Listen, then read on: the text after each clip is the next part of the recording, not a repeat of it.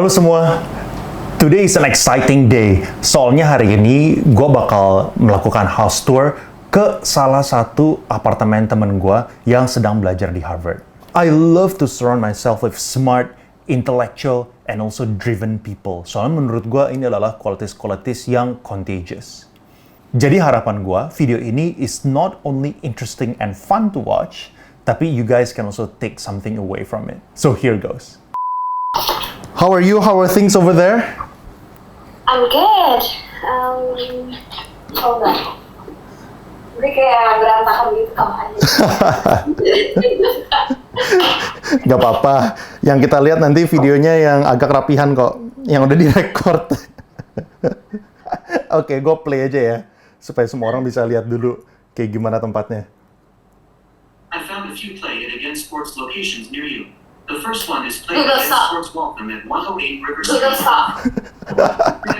Play against sports Stoneham at Hey, Google 62 stop. Mount Vale. Itu Google Home-nya ya? Itu Google suka otomatis sendiri gitu. Google Home Google Home. Oh, oke. Interesting. suka otomatis aneh. Activated-nya gara-gara apa? Kayaknya tadi ada nggak ngerti sih kenapa dia jadi ke-trigger. Oh, ada yang di belakang kali tiba-tiba. Oke. Gue mulai sekali lagi ya. Kalau kayak gitu ya, let me play this again. So, ini berapa bedroom nih apartemennya? Apartemen gue berempat sih. Berempat. Jadi 4 kamar dan 1 kamar mandi. 4 kamar, 1 kamar mandi. So, all of you are sharing ini one bathroom ya? Iya, jadi normalnya tuh 3 bedroom, 1 bathroom. Tapi ini rumahnya memang aneh gitu, 4 bedroom dan 1 kamar mandi. Itu sih masalahnya doang di rumah ini. Iya. Karena harus gantian kan berarti kamar Iya. mandinya. Itu kalau misalnya semua orang kelasnya itu bareng, wah pada berebut itu bangunnya pagi-pagian semua. Jadi memang kita punya policy kalau misalnya lagi shower, jangan dikunci gitu. Jadi kalau misalnya ada yang mau pakai toiletnya bisa tetap gitu. Oh, I see. Karena ada pembatasnya juga kan. Jadi bisa 2 orang I pakai see. toilet, 1 pakai bathtubnya gitu. I see. Itu Indo semua atau? Nggak dari satu roommate aku orang Brazil, satunya orang sini, satunya lagi orang Meksiko. Oh, so you're the only Indonesian di sana? Right. Iya. Oke. So ini ruangan belajar lu lah ya di sini yang. Benar. How did you even get this place? Kayak awal-awalnya nyari-nyarinya gimana? Jadi kalau kebanyakan anak Harvard itu dari housing kan, Harvard housing.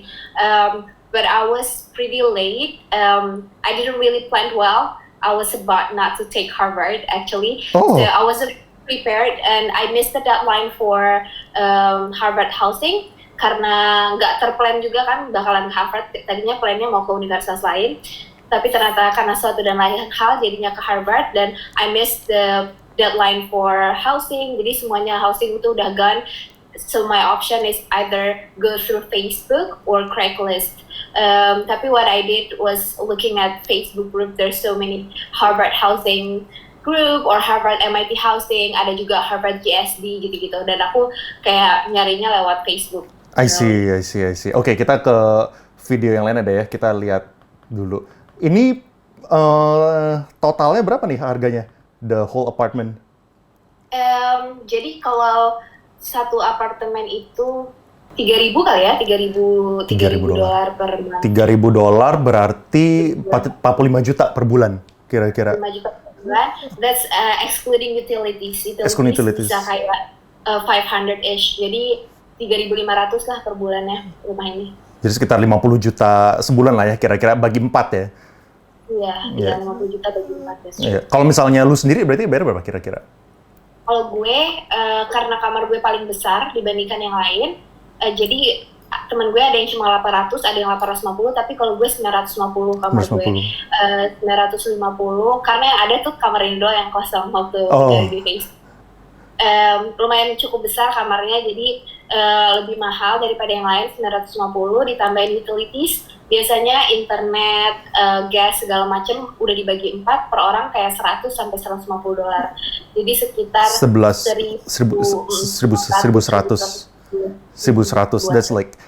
That's like 15-16 million a month. Di mana? Ya, itu kayak bisa dilihat lumayan besar kan kamarnya. Hmm. Kalau di mana tuh di New York itu 950 pasti udah sekecil itu gitu kan. Iya. Dan kasur aku pun twin kan, dia bukan nggak semi kali ya, semi double. Iya, Nggak single gitu. Jadi kayak lumayan besar, lumayan spacious buat harga 950. Kalau di New York atau di Cambridge, sebenarnya aku di Somerville kan. Somerville itu Harvard kan di Cambridge. Somerville tuh agak jauhan dikit, tapi aku Somerville-nya yang mepet banget ke Cambridge. Jadi ke Harvard kayak 10 menit jalan kaki. Tapi dia udah masuk kota lain, masuk kota Somerville, dan Somerville tuh tax-nya lebih murah, housing lebih murah gitu. Oh, jadi kalau di Cambridge jadi lebih kecil lagi. Jadi kalau misalnya dari sini ke kuliah, maksudnya jauh, makanya lu jadi bisa lebih murah, atau ini yang walking distance ke sekolahnya? Jadi rumah ini tuh deket banget sama Harvard Graduate School of Design, GSD. Itu kayak 10 menit walking. Tapi kalau ke Harvard Square 15 menit. Kalau ke kampus aku, ke education itu sekitar 20 menit jalan kaki. Cuma biasanya aku naik sepeda sih. Kalau naik sepeda cuma 10 menit. Ya. Jadi yang video yang ini ruangan yang lu biasanya pakai buat apa? Ini kita pakai buat nonton bareng, biasanya satu rumah, atau kalau ada party itu ada minuman, tapi aku nggak minum. Biasanya teman-teman ngumpulnya di sini. Iya. Ini lupa dibersihin dulu nih sebelum videonya nih. Iya. Kita sama Latino kan, dan mereka kayak heavy drinker. Iya. Ya, kalau kumpul-kumpul sebelum COVID, biasanya kalau party dan teman-teman datang tuh ke situ. Iya. Oke, cool. Jadi biasanya itu empat-empatnya are all Harvard students atau ada yang lagi? Ya. Sebenarnya satunya MIT sih, satunya anak MIT. Oh, soalnya bersebelahan kan Harvard sama MIT ya? Iya. Oke. What about this one? Jadi ini ada antara living room sama kitchen itu kayak ada 2 kali 2 meter kali ya. Itu kita taruh buat pantry, buat yang sebelumnya yang di awal video banget. Itu kita taruh semua alat-alat kebersihan sama semua. Jadi roommate aku beneran orangnya bersih banget, mereka banyak banget tools buat bersih-bersih, itu ditaruh di situ. Terus selanjutnya ini kitchen. Jadi kitchennya juga kita share berempat. Bisa dilihat tuh kayak roommate aku suka banget beli tools kitchen, kayak ada toaster, ada grill, ada food processor, terus di atas tuh di lemari-lemarinya sebenarnya ada mixer macam-macam, banyak banget tools buat, ada kayak air fryer juga, itu lebih banyak kayak gitu. Kita share juga biasanya. Dan itu ada rak, kada ada 4 kan, kita bagi juga. Ini punyanya siapa. Lemari juga kita bagi. Lu masuk? Juga kita bagi. Lu masak dong kalau gitu setiap hari? Gue masak terus sih. Gue kebanyakan masak. Nggak bisa Gojek ya? Tapi sebenarnya waktu gue di Jepang itu gue lebih sering masak, lebih kayak meal prep tiap minggu buat sampai Kamis gitu. Cuma di sini karena tugasnya banyak banget, jadi lebih sedikit masaknya sih. Di sini tuh kayak lebih di stok aja gitu sampai hari Minggu masak banget buat sampai Jumat. Iya, kenapa nggak bisa Gojek ya di sana ya? Iya, enak banget ya di Indonesia tuh. Uber tuh mahal banget di sini kalau Uber Eats. Right. Oke, let's move on ke yang ini. Ini apa nih? Ini tuh. Berarti yang di tour di dalam rumah lu udah selesai ya? Iya, udah sih di rumah. Oke, sip. What about this kalau gitu? Ini Sander Theater-nya Harvard, dekat Harvard Square. Biasanya kalau ada, cantik banget kan ya gedungnya, jadi suka. Jadi kalau ada show, kalau ada acara-acara tuh biasanya di sini. Kemarin ada Sesame Street, itu ulang tahun ke-50 tak 100 gitu ya. Kerja sama sekolah gue, dan mereka mereka ada kayak pertunjukan teater di situ gitu. Terus kayak ada acara-acara juga biasa di situ. Is this right outside your house atau ini dekat kuliahnya? Kayak cuma itu punyanya Harvard, dan kayak cuma jalan 10 menit. 10 menit. Very interesting. So this is where you go to every day? Iya benar, lewat situ terus tiap hari. Oke. So if you go to the next one, John Harvard. Right. This is the famous Iya. statue. Iya, dan sebenarnya ini bukan John Harvard ya. Oh, bukan John Harvard. Bukannya siapa gitu. Jadi yang memahat tuh kayak pakai aja muka siapa ini. This is not John Harvard, and everybody knows it's not John Harvard, but they still touch it and they're like say this is John Harvard. Iya, soalnya ada tulisannya di situ. Jadi gue tadi sotoy dikit. Ya, misalnya John Harvard tuh semua turis tuh pasti kesini buat ketemu John Harvard. Padahal the reality this is not the actual John Harvard. We never know whose face is this. So where's the actual John Harvard? I don't know. Like, we don't know. No one knows. Iya. Right? Terus kalau bisa dilihat tuh sepatunya warna kuning kan? Iya. Itu kebanyakan dipegang. Kebanyakan dipegang. Jadi kayak mitosnya kalau misalnya megang sepatu John Harvard bisa masuk Harvard. Oh, Jadi gitu. semua turis. Ini aku recordnya pas lagi COVID ya, jadi nggak rame. Biasanya tuh tiap hari, mau hari apapun tuh line-nya sampai panjang banget, orang ngantri buat foto dan megang John Harvard, turis-turis biasanya. Lu sebelum masuk lu pegang nggak? Enggak, Oh. belum pernah. Guys, jadi nggak perlu. Jadi nggak perlu pegang. Kan dia perlu pegang. Kita pegang fotonya aja dari sini. Touch your screen, and then you'll get into Harvard. Kalau dipikir-pikir kan semua orang pegang kan. Bisa dipikir ya. Iya, materi. itu COVID spread banyak dari situ tuh. Tapi Oke, dibersihin, katanya dibersihin tiap pagi. oke. Apa sih significance-nya John Harvard ini? Because I bet a lot of people actually don't know, including myself actually. Iya sih, aduh ini kayak tes ya, nggak tahu juga ya, kenapa ya? Sebenarnya Dia foundernya atau apanya? iya sih harusnya ya, foundernya Harvard. Harus baca. Nggak tahu. Itu something dia kayaknya started Harvard. Tapi yang lebih ikonik itu library-nya sih, Widener Library di baliknya Harvard, John Harvard. Oh ini, yang di belakangnya dia nih. Agak belakangnya lagi, jadi depannya itu ikonik banget. Itu disumbangkan sama Harry Widener family ya. Dia itu meninggal pada saat di kapal Titanic. Terus untuk kayak mengenang dia, akhirnya nyumbangin semua buku-bukunya Harry Widener ke library-nya, terus akhirnya sekarang namanya Widener Library. Do you always study there? Di library-nya? Itu cantik banget sih dalamnya, cuma aku jarang kesana karena itu kebanyakan anak-anak college. Kalau kan ada grad school kan, jadi dia udah ngerasain. Beda level lah ya, grade school sama yang masih college. Itu kita agak eksklusif karena punya buildingnya masing-masing. Law school punya kompleksnya, education school punya kompleks, business school punya kompleks. Tapi ya di tengah-tengah itu emang ada Harvard Square dan ini ada John Harvard, semua anak-anak college di situ biasanya. Cuma aku juga sering gitu. Di Widener tuh sepi banget. Iya. Ya dulu waktu gue di Berkeley lumayan gila juga sih. Di library-nya kita, kalau misalnya sebelum final examinations gitu, kita ada yang namanya naked run.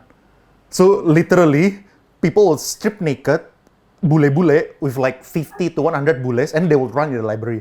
Itu buat gue agak kayak, gila. Gue pertama kali kesana, gue kayak baru ngerti that is like their culture gitu. Ada nggak some sort of like culture that Ini di John Harvard, jadi anak-anak college itu di area-nya mereka harus kencingin John Harvard. Hah? That's actually happens, like anak-anak college itu beneran kalau malam-malam lagi mabok atau lagi apa tuh selalu ngencingin John Harvard. Karena mungkin satu kesel juga kali ya sama turis tiap hari rame di Harvard Square dan mereka ngantri buat foto-foto di John Harvard. Itu mungkin agak annoying buat anak-anak college. Terus dan tiap hari kan orang megang John Harvard kan, karena ada mitos itu. Jadi emang anak-anak college itu selalu ngencingin John Harvard statue. Itu that's a true story. Exactly. Dan aku pernah pagi-pagi banget ke Harvard jam 6-an itu memang ada orang yang kayak tiap hari ngebersihin John Harvard. Oh, itu kasihan banget. Itu kasihan banget itu cleanernya. Poor thing. Udah bukan cuma sepatunya, sekarang juga dikencingin orang, buset deh. Oke, let's go to the next one. Ini lingkungan Harvard Square. Oh, ini biasanya rame ya? Kalau misalnya the non-COVID era itu tuh rame ya this place? Nah, harusnya ya biasanya tuh kayak banyak yang duduk-duduk, apalagi sekarang udah mulai hangat kan. Nggak hangat pun orang-orang pasti rame duduk-duduk di rumputnya. Itu ada John Harvard-nya kelihatannya kecil. Di situ ngantri juga di situ. Ini komplek housing-nya sih, housing-nya anak-anak college. Jadi mungkin sama kayak di Berkeley, biasanya habis masuk tuh mereka langsung dikasih tahu kayak Harry Potter lah, they belong to which house. apakah ya kayak gitu kayak Slytherin atau apa. Nah di Harvard tuh kayak gitu belong to certain kayak kalau di US tuh ada apa sih namanya sorority ya, yang cewek tuh apa ya, ada Sorority sama fraternity. ya Fred, yang cowok ya Fred ya. Yeah. Nah biasanya housing-housingan di Harvard College itu juga gitu, jadi begitu masuk mereka langsung tahu housingnya di mana dan which group they belong to gitu. Nah ini tuh kompleks, biasanya anak-anak Harvard College tinggalnya di daerah situ. Cuma karena COVID beneran mereka disuruh pulang kan, kosong banget kan. So ini is actually people actually stay inside this. Ini kayak kos-kosannya gitu. Ya kayak kos-kosannya. Kos-kosannya. Ada juga ya kayak siapa? Mark Zuckerberg itu juga ada kamarnya di situ. Oh. So sekarang apa? Di-preserve, dijadiin museum gitu-gitu atau? Kayaknya ada yang tinggal di situ deh. Oh. Ya, atau ya nggak tahu juga, nggak Jadi bermaksud. jadi orang kalau misalnya touch shoes-nya si John Harvard masuk ke Harvard, orang yang tidur di kamar tidurnya Mark nanti bakal take over Facebook. Unicorn start. Iya, jadi unicorn. Gue juga mau tidur di sana kalau kayak gitu. Oke, masih ada nggak ya videonya? Oke, ini apa nih? Ini gerbang. Tuh kalau dilihat tuh ada tulisan-tulisan gitu kan. Jadi tuh ya ini gerbang menuju John Harvard. Gerbang di Harvard Square itu kayak beneran Harvard Yard ini bilangnya. Di Harvard Yard tuh beneran kayak kotak, terus di sekelilingnya tuh banyak gerbang-gerbang. Dan menariknya tuh di setiap gerbang tuh kayak ada tulisan-tulisan Latin atau tulisan-tulisan bahasa Inggris juga bisa. Dan itu tulisannya suka menarik-menarik gitu loh, kayak misalnya ada satu gerbang yang dari luar tuh tulisannya enter for wisdom atau gimana gitu. Terus pas keluar enter to learn atau gimana, lupa gue bahasanya, enter to learn. Terus di gerbang yang sama kalau lu keluar dan lihat atas tuh tulisannya kayak depart with wisdom and knowledge gitu-gitu. Jadi kayak banyak filosofinya. Kayak gue pernah tuh sore-sore kayak lagi COVID gini jalan sekeliling Harvard Yard dan ternyata banyak banget kata-kata menarik yang ada di gerbang-gerbangnya Harvard Yard. Very interesting. Iya, mereka ini ya Latin ya. Yang gua tahu sering kedengarannya itu veritas. Oke, cool. So thank you so much for bringing us on a tour in your house and also di Harvardnya itself. So mungkin pengen sedikit ini kali ya, ask you a little bit and in the Q&A session gitu. So, lu belajar apa sih di Harvard and kenapa lu ambil major ini? Gue belajar education policy. Education policy. International education policy. Jadi kita lebih kayak ke comparative studies, bandingin different education system in different setting, misalnya di conflict setting, bagaimana refugee education, bagaimana perang buruh di Middle East gitu misalnya. Dan kita juga bandingin beberapa negara di negara-negara berkembang, bagaimana sistem pendidikannya di sana, bagaimana mulai dari segala aspek ya, dari studentsnya, dari kurikulumnya, dari teachersnya, school leadersnya, ataupun dari Ministry of Educationnya, bagaimana sistemnya itu. Terus juga kita belajar tentang bagaimana international assessment kayak PISA assessment, TALIS itu approach-nya seperti apa, kenapa Indonesia, gue selalu bawa Indonesia ke semua konteks sih, kenapa Indonesia tuh udah 4 kali berturut-turut tiap 3 tahun sekali kita tuh selalu ranking terbawah atau kedua atau ketiga terbawah sedunia gitu. Pada saat anak umur 15 tahun dites matematika literasi, nilai kita tuh hancur banget gitu. Kita ranking 72, pokoknya memang selalu 4 terbawah. Dan itu juga dilihat apa aja approach-nya, kenapa literasi sama numerasi gitu-gitu. Cuma menurut gue bagus banget sih kayak Nadine sekarang tuh sangat sadar akan pentingnya literasi. Jadi approach-nya juga sekarang udah beda. Jadi I think we're on the good track buat Indonesia.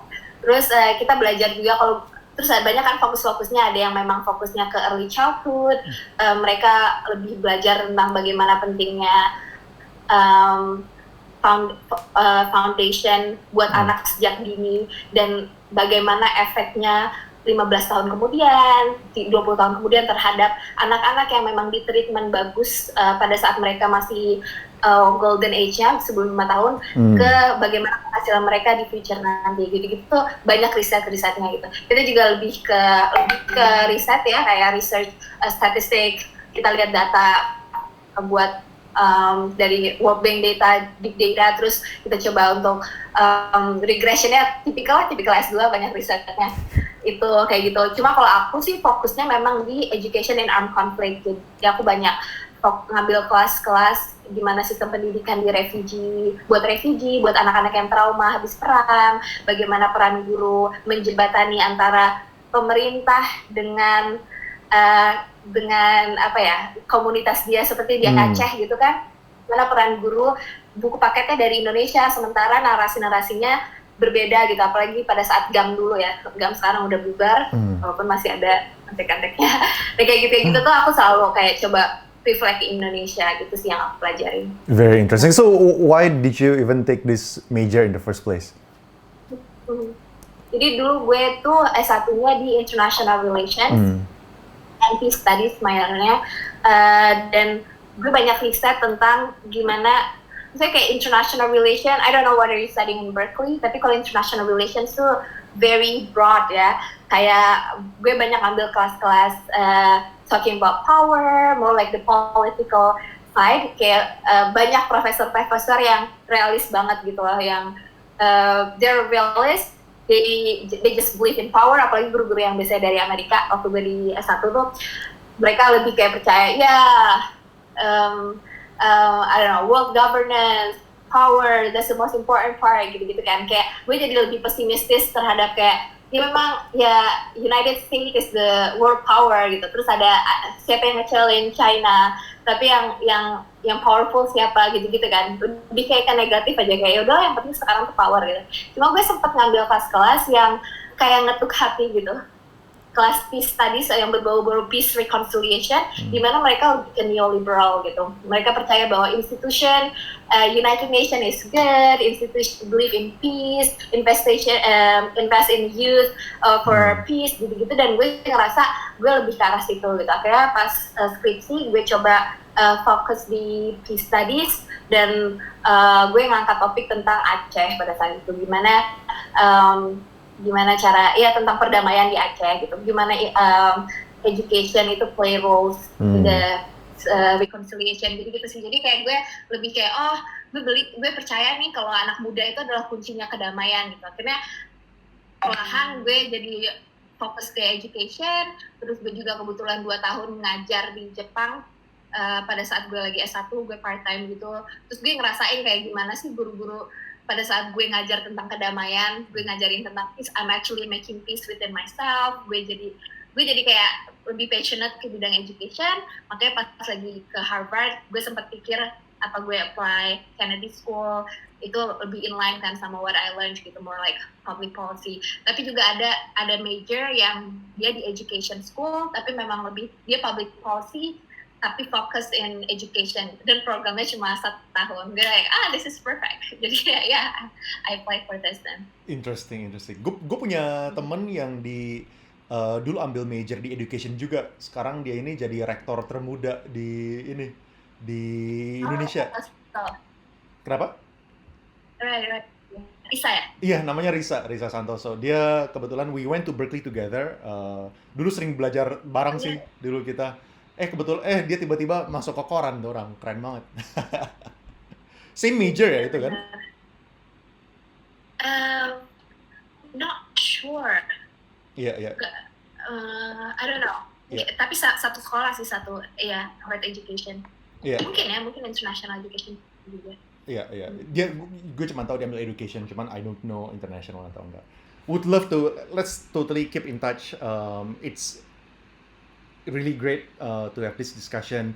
Thank you for sharing the tours of your house and also Harvard.